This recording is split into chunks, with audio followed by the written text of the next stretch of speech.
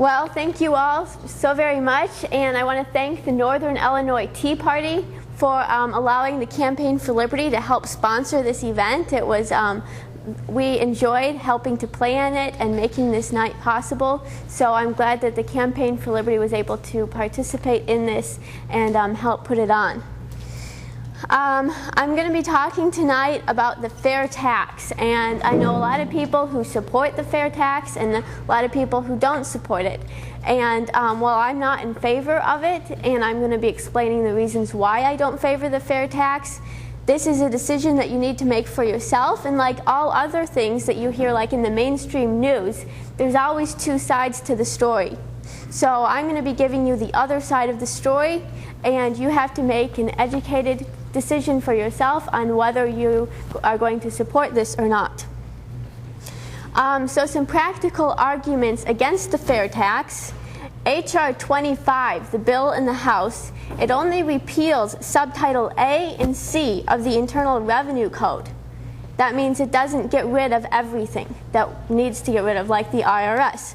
Even Neil Bortz, who I'll be quoting in here, who has written at least 2 books on the fair tax and supports it, he said that the implementation of the fair tax doesn't mean complete annihilation of the IRS. Well, that's what I thought the point was, and that's what my goal is. So to repeal the 16th Amendment, which is the income tax amendment, we would need another constitutional amendment, which is extremely difficult to do. So how do we know that we won't get the fair tax on top of the income tax? And even if we abolish the income tax, the IRS becomes the Department of Treasury. And as Shakespeare pointed out a long time ago, a rose by any other name is still a rose, and the IRS by any other name is still the IRS. I don't think that a renaming of government bureaus and positions should be enough for us. Also, the fair tax might eliminate the hassle of paying income taxes for individuals, but it would transfer that burden to businesses.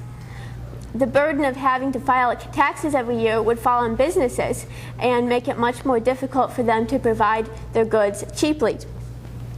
In addition, intermediate goods wouldn't be taxed under the fair tax. Now, I know what you're probably asking, well, what's an intermediate good? The thing is, anybody can have their product defined as an intermediate good if they have connections in government. So they get a loophole, basically, if they can get their good named as an intermediate good. And if some people don't have to pay the tax, then it's not fair. Savannah, would you maybe move 10 feet that way? Okay. And semi-face this way and rev it up a little. Okay.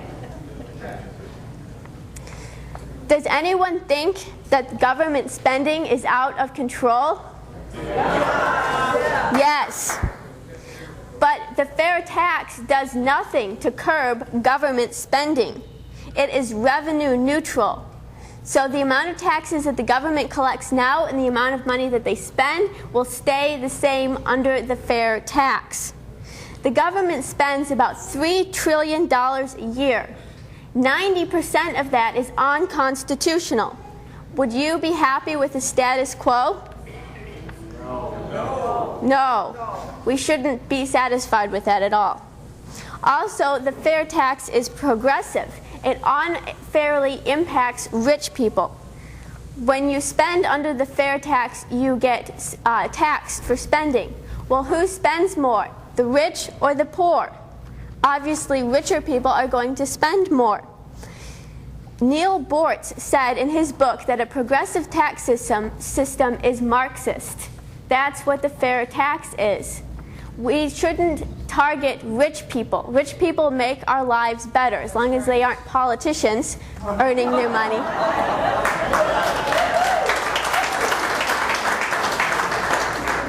If you're outside of government and you're a rich person, you've probably earned your money through producing something that has made consumers and society better off. So why should we tax rich people more?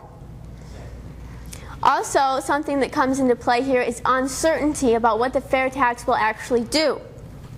No one has any idea how the fair tax will affect the market. You see, the market is made up of individual and unique human beings. It's impossible to predict exactly how they're going to react to the fair tax.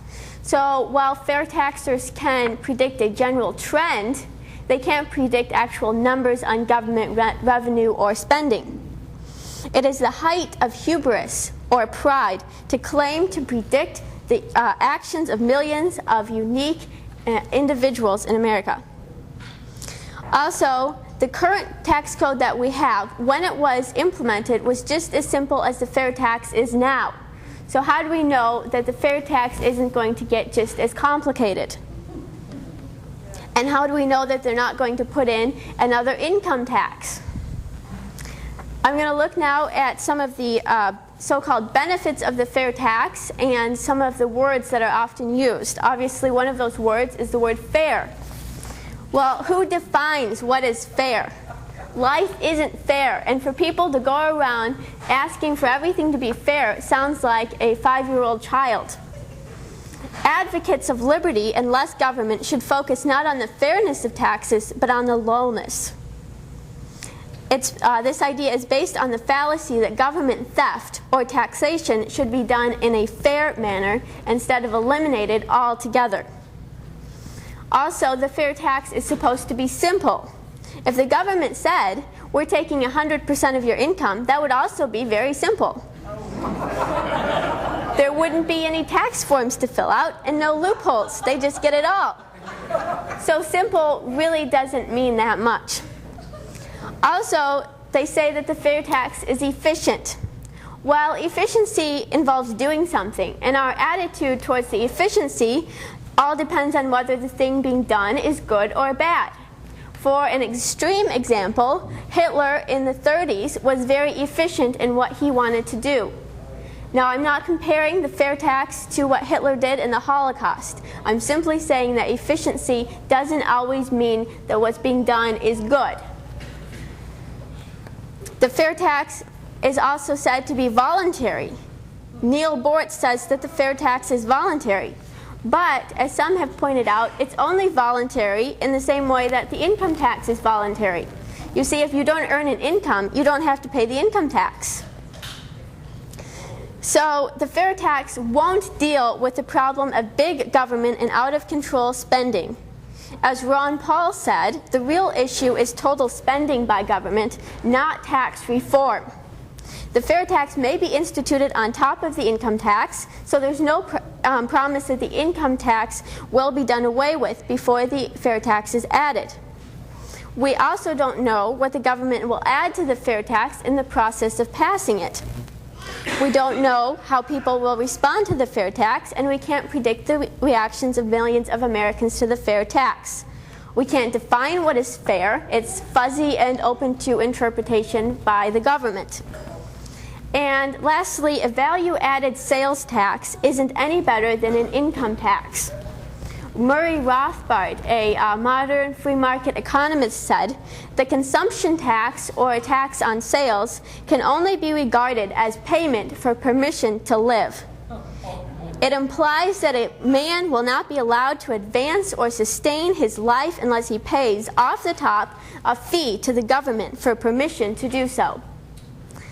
So what should we focus on instead? Well, we should focus on reducing government altogether and getting rid of the income tax and not replacing it with anything, so the government can't do everything they want to do. Our goal should always